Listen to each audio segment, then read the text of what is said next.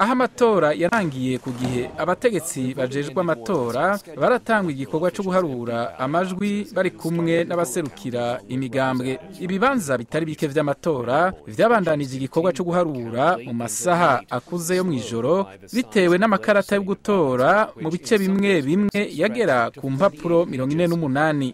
Yamara bamwe mu banyekongo baracarindiriye gutora mu bibanza vy'amatora bitagifise amakarata yo gutora canke bituguruye na gato kubera atamakarata yo gutora yatanzwe. Muri ico gihe urwego rujejwe amatora rwatangaje ko amatora yabandanije ejo ku munsi wa kabiri. Kumwe muri uko gutebesha ibintu vyatumwe n'uruhagarara rwabereye mu gisagara ca Lubumbashi mu bumanuko bw'igihugu ca Congo, aho abantu bitwaje ibigwanisho bateye ikibanza c'amatora n'imodoka zari zitwaye ibikoresho vy'amatora. Amatora yarageramiwe n'ivyagirizo vy'ubusuma harimwo ikibanza cyo gutora mu gisagara ca Goma kiri mu buseruko bwa Congo.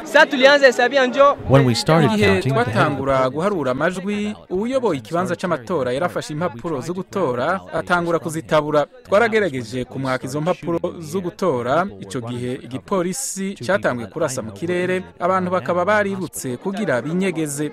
Abantu babiri nzi barakomeretse bakaba bari mu bitaro muri iki gihe.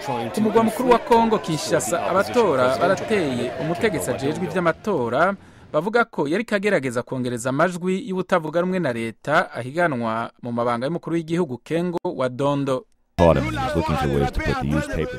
Hari umuntu duhejeje gufata yarazanye impapuro z'amatora zakoreshejwe zitari nke z'umukandida Kengo. Twamufashe yari karondera uburyo bwo gushira izo mpapuro z'amatora zakoreshejwe mu masanduku y'amajwi. Uko niko twashoboye kumufata. Ivyo vyose byari vyateguwe biciye ku mukuru w'ikibanza c'amatora. Ubuhiganwa akomeye mu batavuga rumwe na leta Tshisekedi yatangaje ko abamushigikiye bazokora ibikenewe niyo babona ko amatora yibwe. Perezida wa Congo Joseph Kabila yavuze ko Congo itegerezwa kudasubira mu ngwano. Yashitse ku butegetsi nyuma y'igandagurwa rya se wiwe Laurent Kabila yayoboye abagwanya umutegetsi yatwazaga hotoro mu Butu Seseko igihe igihugu citwa Zaire.